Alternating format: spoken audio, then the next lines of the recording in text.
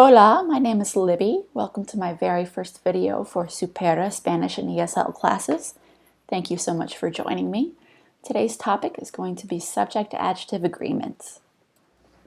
Before we get started, if you want any private help with your Spanish classes, I do teach online classes. They're very affordable for private instruction.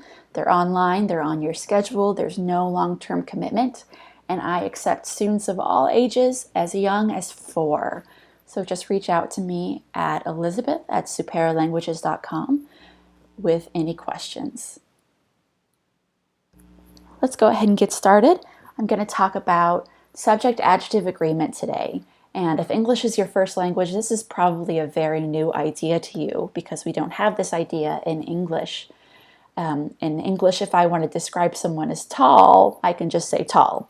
I don't have to change the way I spell it or the way I say it. It doesn't matter if I'm describing a man or a woman, one person, two people, tall, tall, tall. So Spanish is different. Adjectives are going to change in Spanish depending on the subject that we're describing. It depends on if the subject is masculine or feminine and whether it's singular or plural. I'm going to get started with regular adjectives and then we'll move on to some irregular exceptions a little later in the video. So a regular adjective can take 4 possible forms. If it describes something masculine, it will end in O. If it describes something feminine, it will end in A. And if it's singular, we add an S to the end. Here's what that looks like. This word, alto, means tall. El chico alto, the tall boy. Los chicos altos, the tall boys. La chica alta, the tall girl. Las chicas altas, the tall girls. So as you can see, for something masculine, I need an O. For something feminine, I need an A. If the subject is plural, the adjective has to be plural. So some adjectives, like the word inteligente, end in E, and those are going to be gender neutral. So the word inteligente could describe a smart woman or a smart man. Let's take a look at an adjective that ends with E and is gender neutral, and then we'll look at one more that is not gender neutral. So here's the word inteligente. As you can see, it's the same for a male subject and for a female subject. Here's an adjective that does change for gender: americano, americana.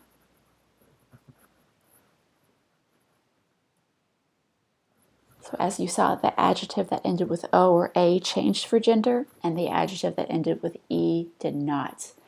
Adjectives that end in E are gender neutral. So adjectives, of course, also change when what we are describing is plural. We're going to add S to adjectives that describe plural things.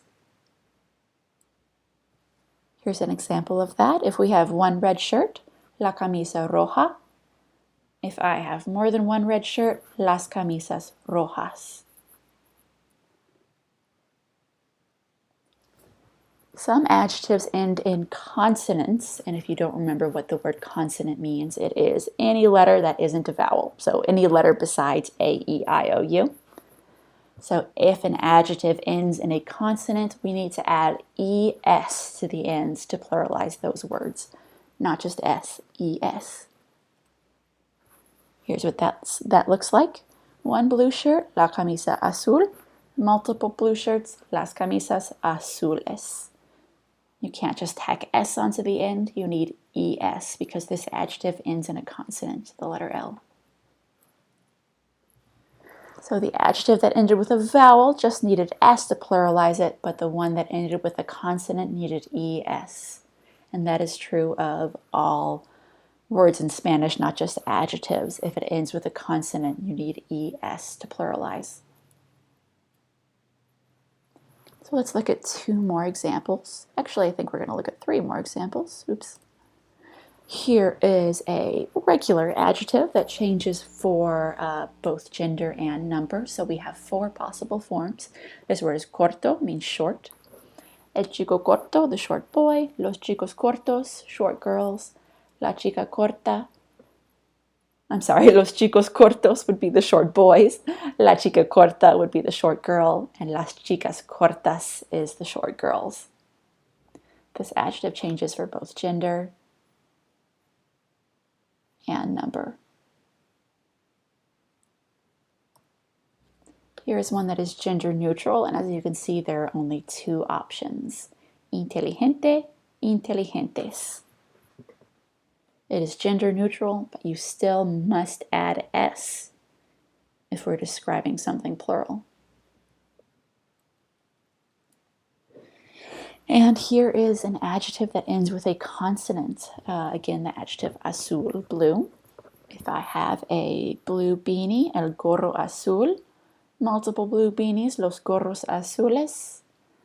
Let's say I have something feminine. It's gender neutral, still just azul. La camisa azul. Multiple shirts, las camisas azules. Let's do a little practice. So for this practice, you're going to try to give the correct form of the adjective. You're going to get the adjective in parentheses. The default you've been given is masculine and singular. So you're going to change it if you need to. So sometimes it will not change. Vamos a practicar. Número uno, la chica alta. This one needed to change for gender. The word alta describes the girl. El perro lindo, the cute dog. Los perros lindos, the cute dogs. The word for cute needed an S at the end because we have multiple dogs now. La mesa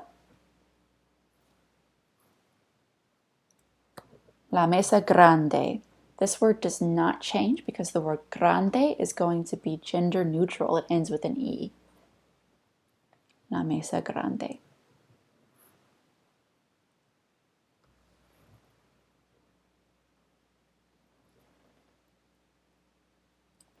El queso blanco. This one does not change because it was already masculine and singular. La cama.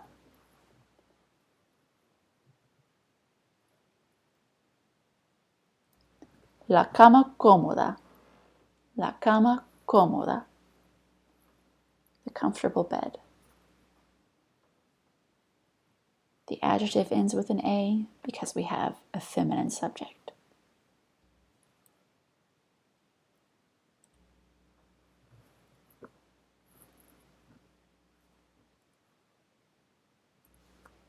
Las manzanas rojas.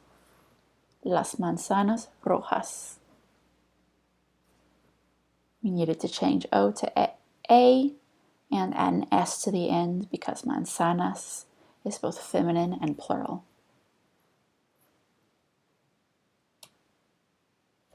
So let's take a look at some different kinds of adjectives that don't follow a regular pattern, some unusual examples that are worth taking a look at because they'll pop up fairly often. So first of all, there are ador adjectives. You'll see adjectives and nouns that end with the suffix ador. So for the feminine version, all you need to do is add A. Let's look at the word hardworking. For masculine subjects, it's just trabajador. But then for feminine subjects, it's trabajadora. You add an A. Be careful when you're pluralizing. If you're pluralizing the feminine form, you just add an S there.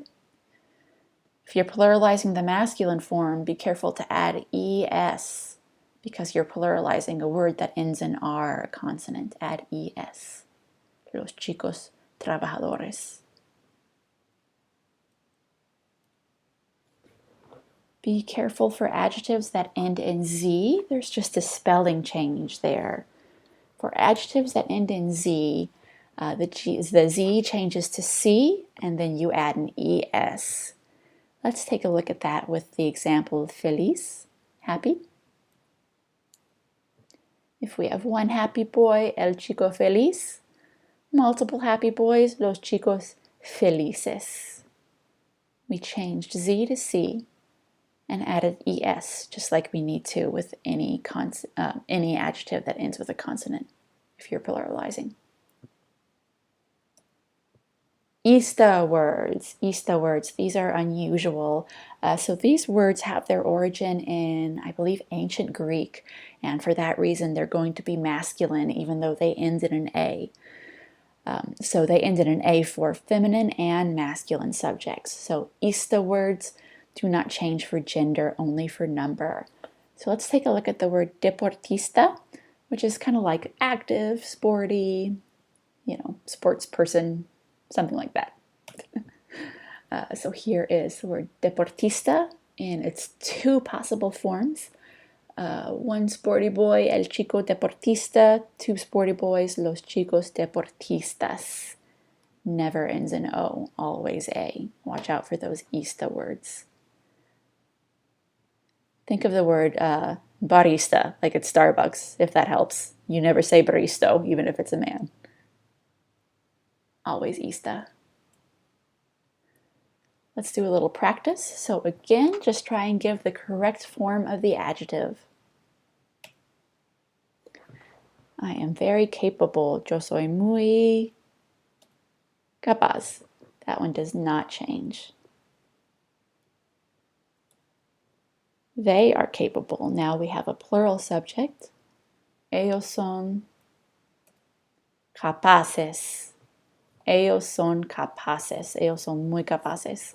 The Z changed to C and we added ES.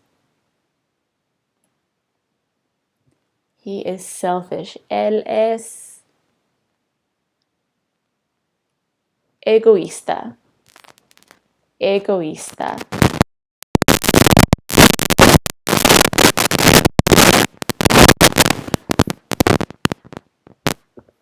Here's an ador word. So we have a feminine plural subject. Las mujeres son trabajadoras. Trabajadoras. We need to add both A and S. Los hombres. Let's say the men are hardworking. So we have a subject that is plural and masculine. Los hombres son trabajadores. Trabajadores. We're adding ES because this word ended in a consonant in the singular form. And you did it. You're all done. All right. I hope this video left you feeling a little bit more confident with adjectives in Spanish, especially those irregular ones. Don't forget to like and subscribe. There will be more videos to come. Again, if you want some extra help with your Spanish, reach out to me at Elizabeth@superalanguages.com and we will get you set up with regular classes. Spanish in the class. Thank you for tuning in. Muchas gracias. Adiós.